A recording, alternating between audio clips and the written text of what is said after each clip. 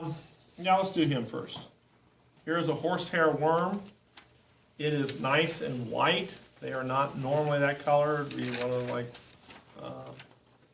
Robinson's hair, kind of like that, only thicker. All right, it'd be dark. It's the preservative that made it white. And it says, horsehair worm, brought in alive by Kevin Wagner, collected in Missouri Creek during March 1997. So I've had it in there. What does it feed on? What was it feeding on when he brought it in? It's horse eggs, yeah. No, what was it feeding on?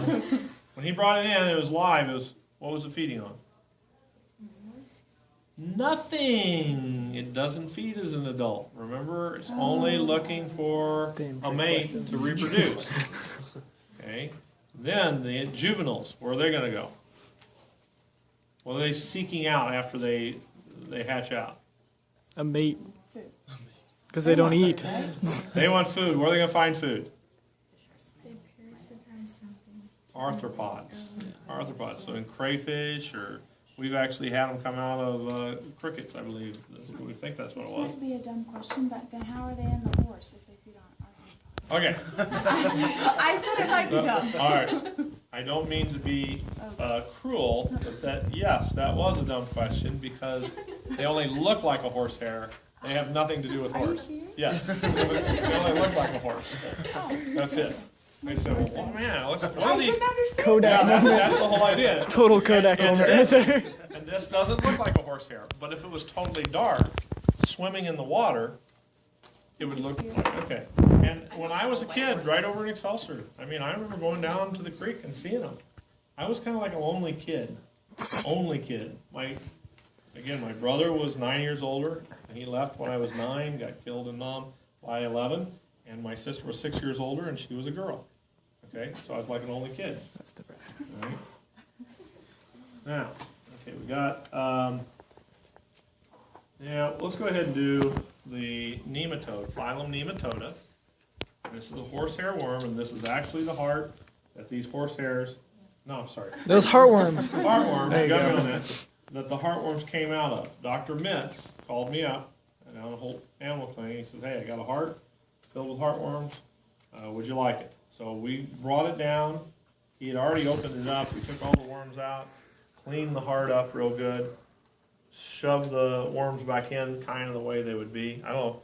Bets, is that what it looked like? I mean, basically, when you open the heart up? Pretty much, but they're like falling out the aorta. Were they? Okay. So, I mean, we just did the best we could. I mean, we had them separate.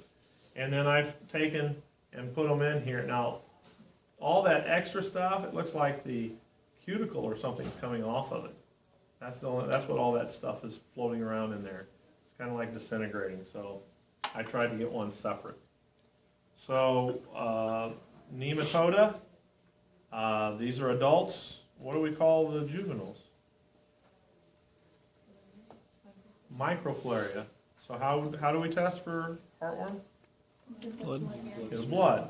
And they smear it and they look in there, see if they see any of the worms. How do you prevent it? There's treats you can take. Yeah, medicine once a month, isn't it? Yeah. At Little, least that's what it used to be. yeah. Okay. How do we skip that guy? Let's go back to Clonorchus. What phylum? Platyhelminthes. Platyhelminthes. What class? Trematoda. Genus. Clonorchus. Common name. Chinese liver fluke or human liver fluke would be fine. So where do they live? The bile duct. Where's the bile duct at? In your intestine. The bile duct carries the bile from the liver to the gallbladder. Okay? Liver fluke. Live in the bile duct. Got it? Okay. Now, how do you get it? Eating raw fish. Eating raw fish. Right? Okay. So, I'm not going to do so much on the life cycle stuff there. All right. We all on down to annelids? We are. Let's do this way. We only got two groups here besides the earthworm. Could I throw an earthworm out here? Yeah. Would you recognize earthworm in a jar? I Yeah. hope so. I mean, let's go with the most primitive ones. We haven't covered them in lecture. It's polychaetes, class